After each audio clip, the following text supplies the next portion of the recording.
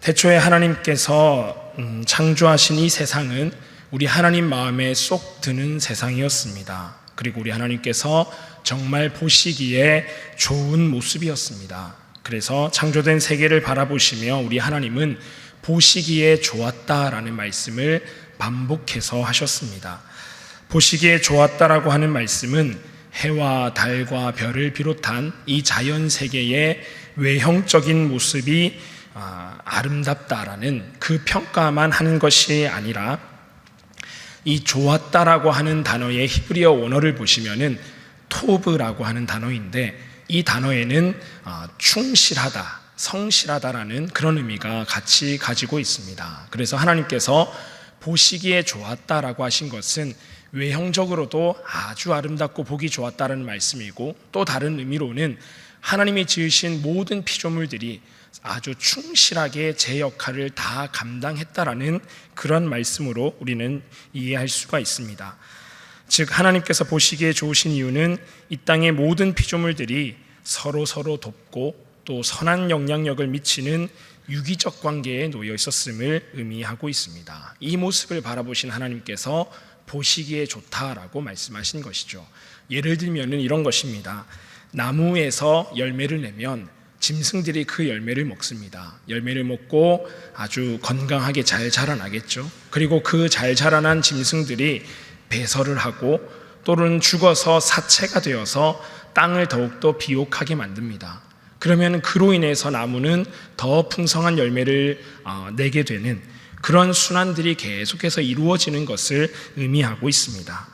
이처럼 하나님께서 마련해 놓으신 창조 질서는 서로가 서로에게 선한 영향을 미치고 서로의 도움을 통해 살아가도록 세팅되어져 있었다라는 것입니다. 이런 모습을 하나님은 보시기에 좋다고 말씀하셨습니다. 이렇게 하나님이 처음 창조하신 세계의 아름다움을 유지하고 또 하나님 보시기에 좋은 모습을 보여드리기 위해서 우리가 어떠한 모습으로 이 땅을 살아가야 하는가, 그 질문에 대한 답으로서 우리 주님은 오늘의 본문에 이야기를 하셨습니다. 오늘 본문 말씀은 우리 주님께서 재림하셔서 우리 주님께 칭찬받을 사람, 칭찬받고 상받을 사람과 또 다른 한편으로는 꾸중 듣고 영벌에 처할 사람을 구분하시는 그런 이야기입니다. 이제 이 모습을 통해서 우리는 어떠한 삶을 살아가야 하며 또 어떤 모습으로 살아갈 때에 우리 주님께 칭찬받을 수 있는지 함께 살펴보도록 하겠습니다. 첫 번째로 우리의 삶은 다른 이들의 기도 응답이 되는 삶을 살아야 합니다. 하나님께서는 우리의 삶이 다른 이들의 기도 응답이 되도록 천지를 창조하셨고 그러한 삶을 살아내기를 우리를 향해 간절히 원하고 계신다라는 겁니다. 하나님께서는 우리의 기도를 들으시고 응답하는 분이십니다. 성도님들 믿으십니까? 네, 귀찮아서 아멘은 안 하셨지만은 마음속에 다 그 믿음은 있으신 줄로 압니다. 우리는 하나님께서 우리의 기도를 응답하시는 방법으로 주로 떠올리는 것이 기적입니다. 초자연적인 현상이나 또는 우리의 예측을 벗어난 어떤 초월적인 사건을 통해서 일어나는 그런 기적을 떠올리면서 우리가 하나님께 기도하면 하나님께서는 이렇게 놀라운 일들로 우리에게 응답하실 거야 라고 생각을 합니다. 믿음이 약한 사람이 왜 기도 응답에 확신을 못 가지느냐, 이 시대에 그러한 기적이 일어나겠어 라는 마음으로 기도 응답에 대한 확신이 없다라는 겁니다. 그런데 하나님께서 실제로 우리에게 기도 응답해 주시는 그런 응답을 가만히 살펴보면 기적을 통해서 초자연적이거나 초월적인 기적을 통해서 응답하시는 경우보다는 하나님이 창조하신 이 창조 질서 안에서 피조물들이 서로를 돕고 필요를 채워주는 그러한 삶을 통해서 우리의 기도에 응답하시는 경우가 더 많다라는 사실입니다. 우리가 하나님의 말씀에 순종하며 살아야 하는 이유는, 우리가 다른 이들을 사랑하고 긍휼히 여겨야 하는 이유는 우리가 그러한 마음으로 이 땅을 살아갈 때에 우리의 삶이 다른 이들의 기도에 응답이 될 수 있기 때문입니다. 오늘의 본문을 잘 살펴보시면은 주님께 칭찬받고 또 천국을 선물로 받은 사람들은 어떤 사람들이었느냐? 줄인 자에게 먹을 것을 주었고 목마른 자에게 마실 것을 주었고 나그네를 영접하였고 또 헐벗은 이에게 옷을 입혀 주었고 병든 자들을 돌보아 주었고 옥에 갇힌 자들을 위로해 준 사람들입니다. 즉 그들은 배고픈 사람이 올려드린 기도, 배고픈 사람이 어떤 기도를 하겠습니까? 하나님, 이 줄인 배를 채워 주시옵소서, 일용할 양식으로 저에게 응답해 주옵소서라고 하는 그 기도에 먹을 것을 갖다 줌으로써 그 기도에 응답이 되는 삶을 살았던 사람입니다. 타는 목마름을 지닌 사람은 어떤 기도를 하나님 앞에 드리겠습니까? 하나님, 목이 너무나 마릅니다. 물 한 잔 주시옵소서. 이 기도에 시원한 물을 갖다 줌으로써 응답이 된 사람들, 이러한 사람들을 우리 하나님께서는 칭찬하고 계시다라는 것입니다. 사랑하는 여러분, 우리의 삶이 이러해야 한다라는 것이죠. 우리가 다른 사람을 사랑하는 마음으로 살아갈 때, 또 다른 이들을 긍휼히 여기는 마음으로 살아갈 때, 또 하나님께서 우리에게 명하신 것을 순종하며 지켜내는 삶을 살아갈 때에 우리의 그 삶은 다른 이들의 기도의 응답으로서 역사하게 된다라는 것입니다.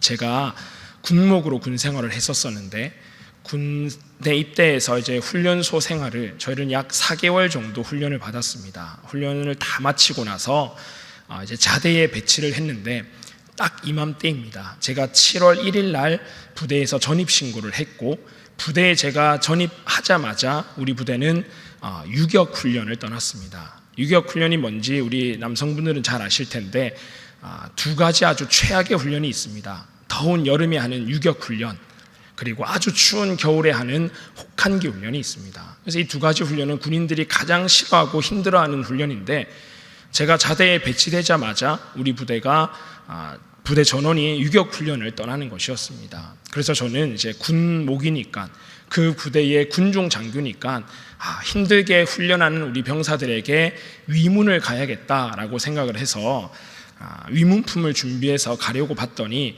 교회 재정이 딱 4만 원이 남아 있었습니다. 그러니까 제 앞선 목사님이 이제 다 군 생활을 끝나고 전역을 하고 제가 그 자리에 들어갔는데, 워낙에 군교회 재정이 열악하기도 하고, 또 이제 앞에 계신 분이 이제 말년이라 그냥 재정을 굳이 잘 돌보지 않으셔서 딱 4만 원을 남겨놓고 제대를 하신 거예요.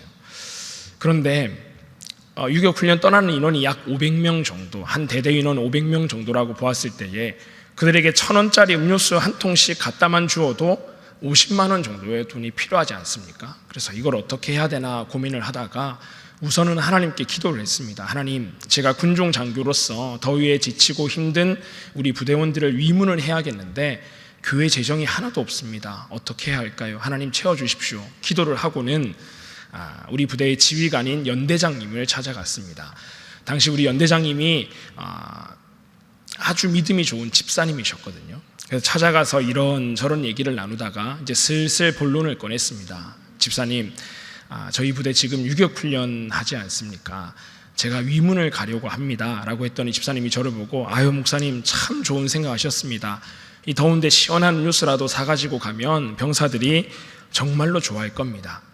그래서 제가 말했습니다. 집사님, 그러려고 하는데 지금 교회 재정이 하나도 없습니다. 교회 재정으로 위문품을 사서 가야 되는데 4만 원밖에 없어서 위문품을 살 수가 없습니다 라고 이야기를 하자 집사님이 잠시 고민을 하시더니 저랑 마주 앉은 상태에서 목사님 잠깐만 기다려 보십시오 라고 말씀을 하시는 겁니다. 그러고는 바로 핸드폰을 꺼내서 이 사모님에게 전화를 하시는데, 전화를 하는, 저는 이제 연대장님 목소리만 들리니까 이러시는 거예요. 여보, 그 교회다가 헌금 좀 해. 그냥 다짜고짜 이러시는 거예요. 아니 주일 말고 지금 하란 말이야. 지금. 아니 주정 헌금 말고 11조 하란 말이야. 11조. 뭐 계속해서 얘기를 하시더라고요. 했다고? 한 번 더 해. 뭐 이렇게 말씀하시는 거예요. 아주 군인이니까 그냥 뭐 터프하게 말씀을 하시죠. 많이 해. 얼마? 아니 더 해. 딱 끊으시더니, 목사님, 지금 아마 저희 집사람이 교회 계좌로 헌금을 했을 겁니다. 그것 가지고 위문 가십시오 라고 말씀을 하시는 거예요. 그래서 통장을 확인해 봤더니 딱 100만 원이 입금돼 있었습니다. 그래서 위문품을 싣고 훈련장으로 갔더니 아주 이 병사들이 좋아하죠. 다 그때는 이 간식 앞에서는 다 종교도 바꾸거든요. 다들 교회 오겠다고, 다 예배 드리겠다노라고 예수님 믿겠다고 아주 난리가 났었습니다. 제가 이 말씀을 왜 드리느냐, 저는 하나님께 교회 재정을 채워달라고 기도를 했더니 하나님께서는 연대장님을 통해서 교회 재정을 채워주셨고, 또 아마도 훈련장에서 땀을 흘리며 타는 목마름을 느꼈던 수많은 병사들은 목마름을 해결해 달라는 그 기도에 또 저를 통해서 아마도 하나님께서는 그들의 기도에 응답하셨을 겁니다. 사랑하는 신일의 모든 성도님들, 우리 하나님 보시기에 좋고 하나님께 칭찬받는 다른 이들의 기도에 응답이 되는 삶, 우리가 살아낼 수 있기를 주님의 이름으로 축복드립니다. 하나님을 사랑하는 마음, 그리고 이웃을 사랑하는 마음, 하나님의 말씀에 순종하며 다른 이들을 긍휼한 마음으로 돌보겠다는 마음으로 살아가시면 우리 사랑하는 모든 성도님들의 삶이 다른 이들의 기도에 응답될 줄로 확신합니다. 오늘 본문을 통해서 우리가 기억해야 할 두 번째 사실은, 우리 주님께서는 단 한 사람을 소중히 여기신다라는 것입니다. 우리 하나님은 단 한 사람도 가볍게 여기거나 쉽게 여기는 분이 결코 아니십니다. 오늘 본문에서 칭찬받은 사람들은 자신 앞에 있는 단 한 사람을 아주 소중히 여긴 사람입니다. 먹을 것이 없고 마실 물이 없고 또 입을 것도 없고 갈 곳도 없는 사람들, 심지어 병들었고 감옥에 갇힌 사람들을, 이 사람들을 따지고 보면 어쩌면 내 인생에 아무런 유익이나 즐거움을 주지 못하는 사람들입니다. 사실 우리 마음 내면을 아주 정직하게 들여다보면은 이왕이면 내가 만나고 교제하는 사람들이 힘도 있고 능력도 있고 나에게 좀 좋은 것을 줄 수 있는 사람이면 좋겠다라는 마음이 분명 우리들 마음속에는 다 있을 겁니다. 저만 그런가요?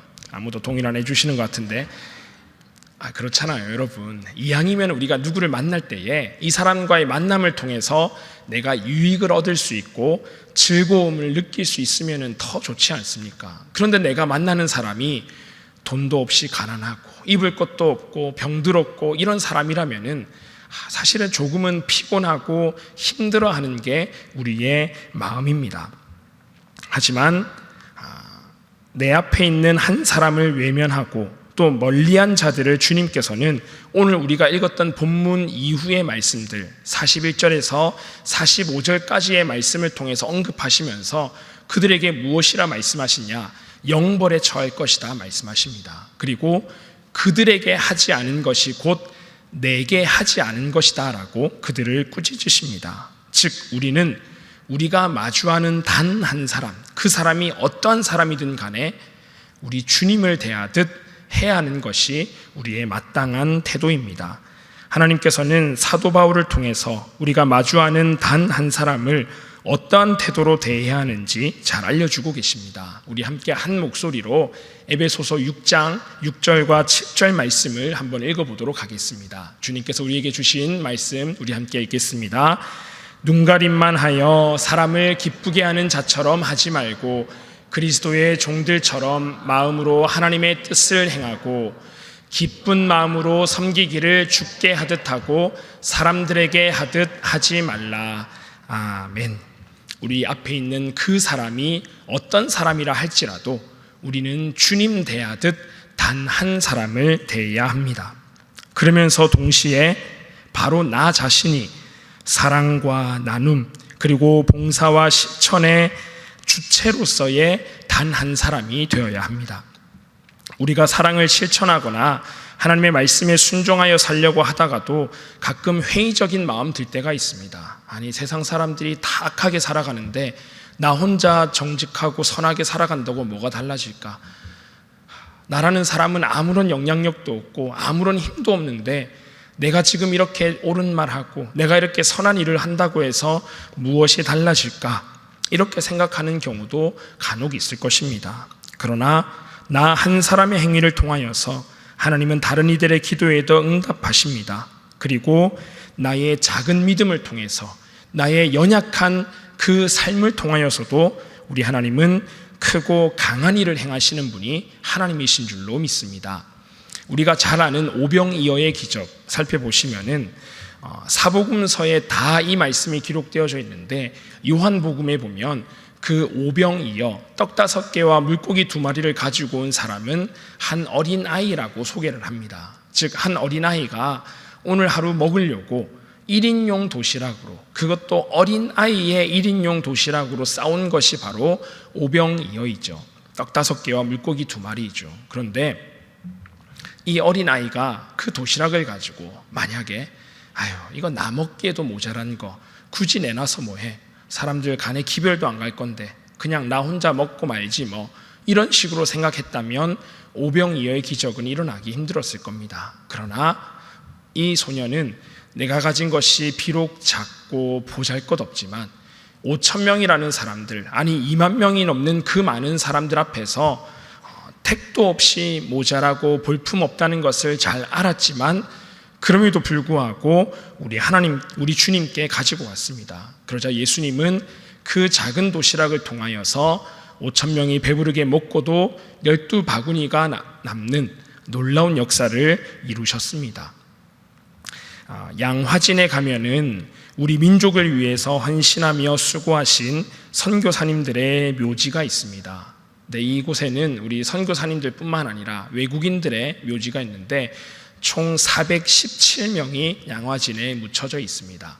417명 중에서 대부분의 사람들은 미국, 캐나다, 호주 등등 우리 구한 말 때, 조선 말 때 우리 조선을 위해서 오신 선교사님들이나 어떤 외교관 이런 분들인데 유일하게 딱 한 명 일본인이 그 양화진 선교사 모역에 안장되어져 있습니다. 아주 생뚱맞죠. 일본인이.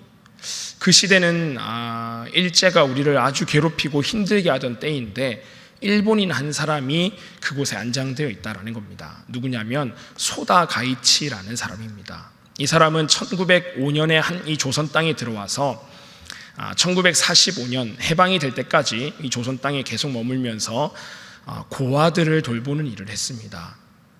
그는 중간에 이제 예수님을 영접하고 정말 1,000명이 넘는 수천 명의 고아들을 돌보면서 우리 조선인들을 사랑한 사람이었고, 또 일본으로 돌아가서도 일제의 만행과 일제의 그 어떤 폭력적인 행위들을 고발하고 또 비난하는 일을 앞장서서 했던 사람입니다. 그런데 이 사람이 왜 조선을 그렇게 사랑하게 되었고 조선을 위해서 헌신하게 되었느냐? 이 소다 가이치라는 사람이 젊은 시절에 아주 많이 방황하는 삶을 살았습니다. 인생의 목표도 없이 어떤 삶을 살아야 될지 모른 채 방황하던 중에 어느 날 이 사람이 중국에 가서 머물고 있었는데 그날도 술에 취해서 아주 방탕하게 거리를 거닐다가 길거리에 이제 쓰러지게 되었습니다. 근데 너무 술도 많이 취했고 갈 곳 없는 이 사람은 아마도 이 자리에서 내가 이제 죽게 되나 보다 하고 길에 쓰러져 있었는데 어느 한 조선인이 그 사람을 데려다가 여관에 데리고 가서 씻겨주고 치료해주고 밥도 사 먹여주고 모든 경비를 다 대신 내줬다라는 것입니다. 누가복음에 나오는 그 선한 사마리아인처럼 이 조선 사람 한 사람이 이름도 모르고 누군지도 모르는 그 조선 사람 한 명이 이 소다 가이치라는 사람을 정성껏 사랑으로 돌보아 주었습니다. 그러자 그 사랑에 감동한 이 소다 가이치의 인생이 완전히 바뀌어서 내가 이 사람에게 받은 이 은혜를 내가 평생 갚으며 살겠노라고 결단하고 그때부터 그 사람은 조선을 위해서 그리고 조선의 수많은 고아들을 돌보는 인생을 살게 되었습니다. 이처럼 단 한 사람을 향한 단 한 사람의 헌신이 놀라운 기적을 일으킨다라는 것입니다. 사랑하는 신일의 성도님들, 내가 마주하는 단 한 사람을 우리 주님 대하듯 사랑으로 대하시는 신일의 모든 성도님들 되시기를 주님의 이름으로 축복합니다. 동시에 하나님의 사랑을 실천하며 주님의 뜻대로 살아가는 단 한 사람 되시기를 축복합니다. 자, 오늘 우리 예수님께서는 오늘의 이 이야기를 하시면서 오늘의 이 모든 비유를 말씀하시면서 시작하는 지점에 가장 먼저 어떤 이야기를 하시냐면 이렇게 다른 이들의 삶에 응답이 되는 삶, 단 한 사람을 소중히 여기는 사람에게는 아주 좋은 천국의 삶이 준비되어져 있다고 말씀하십니다. 마태복음 25장 34절의 말씀인데요. 우리 함께 읽어보겠습니다. 시작. 그때의 임금이 그 오른편에 있는 자들에게 이르시되 내 아버지께 복받을 자들이여 나와 창세로부터 너희를 위하여 예비된 나라를 상속받으라. 아멘. 우리 주님께서는 주님의 말씀에 순종하며 단 한 삶으로 살아낸 사람들에게 너희를 위하여 예비된 나라를 상속받으라고 분명히 약속하고 말씀하셨습니다. 여기서 말씀하시는 너희를 위하여 예비된 나라는 하나님의 나라, 즉 천국을 의미합니다. 우리 예수님의 말씀을 두 가지로 이해해 볼 수 있는데, 첫 번째는 당연히 우리가 죽은 이후에 영원한 시간 동안 영생을 누리며 살게 될 그 천국에 우리가 들어갈 것이다 라는 말씀이고, 또 다른 의미의 말씀은 우리가 하나님 기뻐하시는 이러한 삶을 살아내면 우리의 삶을 천국으로, 즉 하나님의 나라로 만들어 주시겠다라는 약속의 말씀입니다. 제가 처음 오늘 설교를 시작하면서 말씀드렸던 태초에 천지를 창조하신 하나님께서 창조된 이 세상을 바라보시며 보기에 좋았다라고 말씀하신 그 세상을 우리에게 주시겠다라고 말씀하신 겁니다. 바꿔 말하면 우리가 다른 이들의 기도에 응답이 되기 위한 삶을 살아내고 한 사람 한 사람을 주님 대하듯 사랑으로 대하는 삶을 살아내면 우리가 살아가는 바로 이곳이, 우리가 땅을 발을 딛고 선 바로 이곳이 천국이 될 수 있다, 하나님 나라가 될 수 있다라고 우리 주님께서는 약속하고 계십니다. 사랑하는 신일의 성도님들, 우리의 삶이 천국이 되는 삶, 하나님 나라가 되는 삶, 우리가 마땅히 살아내야 하지 않겠습니까? 우리가 늘 말로만 하나님의 나라가 이 땅 가운데 이루어지게 하소서 기도할 것이 아니라 이제는 그러한 기도를 우리의 삶으로 행하며 이루어내야 하지 않겠습니까? 그러기 위하여 다른 이들의 기도에 응답이 되는 삶, 우리가 마주하는 단 한 사람을 사랑으로 그리고 진심으로 대하는 단 한 사람으로 살아내시기를 주님의 이름으로 축복합니다. 우리 함께 기도하겠습니다. 하나님, 우리가 살아가는 이 땅에서의 삶이 하나님 나라의 삶, 천국의 삶 되게 하여 주시옵소서.